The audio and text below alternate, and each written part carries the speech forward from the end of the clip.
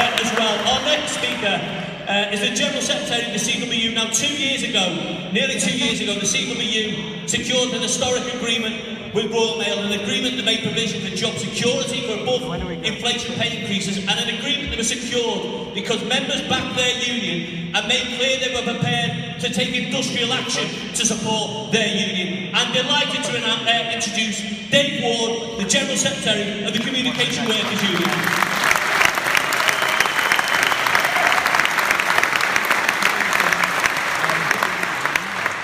Brothers, sisters, friends, colleagues, let me first of all say something about the postal industry.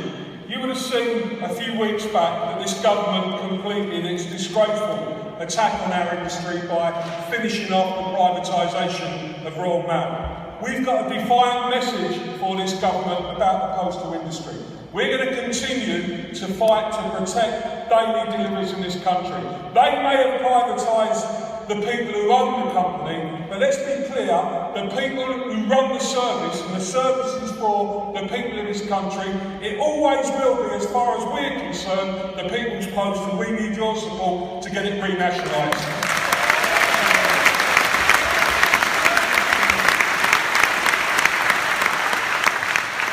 Friends, this bill represents a far more vicious attack on the trade union movement, on the labour movement, on our freedoms, on our democracy, than anything that Thatcher ever done. And I say that for two reasons.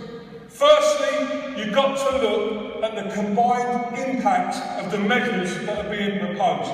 Because there is no doubt those measures in force, without opposition from us, have the ability to stop us defending and advancing the jobs, the terms and conditions of workers, workers' rights, and also opposing the Tories and any form of Tory politics, and that's what this is about. But secondly, and we cannot stop but keep reminding ourselves at this point, have a look at what has happened in the world of work today in Britain. Have a look at what Britain is really about. We see a world of work where workplaces are running amok with insecure employment models. We see the highest levels of in-work poverty and the highest levels of in-work stress.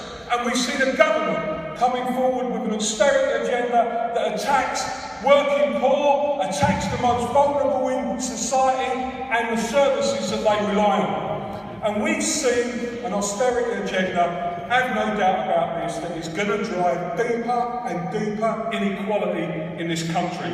So let's be clear, the UK doesn't need protection from trade unions, it needs protection from the bloody Tory government who are out there building a country for their millionaires, not the millions of decent people in this country.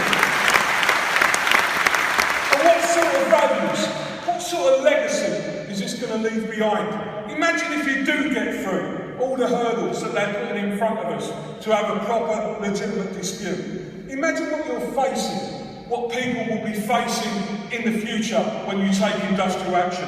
The police having increased powers to snoop around and watch what we do. Going on social media, demanding from us our campaign messages 2 weeks in advance. What is that all about? It's so undemocratic. Imagine pickets at the mercy of anybody who the employer want to bring up on any day. As though it's a member of the public coming up, criminalising our pickets, facing the full force of the law. And imagine agency workers. Agency workers already suffering from huge exploitation in this country, often desperate to work, being pitted against other workers who are out on a property dispute. What sort of values is that in Britain today? This ain't the value of some kind of one nation Tory politics. It's the values of conflict and of division, and we can never accept those values in front of our trade union values.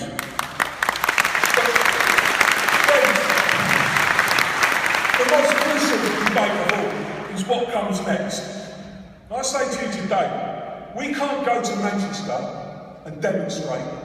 We can't come to London and rally, and we can't go to Parliament and lobby and then at the end of it all go home. We have got to make sure that from today every single trade union, the TUC, every single General Secretary, that we are the ante in this fight against this bill. And that has to start from today. And I'm saying and calling for every single trade unionist in this country receiving a letter from the General Secretaries, Anne Francis as the head of the TUC, General Secretary. I want everybody to get a letter that sets out a day of action and a programme of ongoing action. And let's make sure, while we're at it, let's make sure we send it through the post to keep our members in work, not by email. You know, we have to go further than our movement has gone in recent history if we want to oppose this bill. We have to be prepared to make the sacrifices that our forefathers made in defending and building our movement. And we have to make sure that whether or not this bill becomes law or whether we can stop it, we've got to be prepared to take all means necessary to oppose it before it becomes law or even if it becomes law. We don't need to be victims. Jeremy Corbyn said that the other week. We need to be leaders in reasserting trade union values in this country, and that's what I'm committed to, and that's what others are committed to.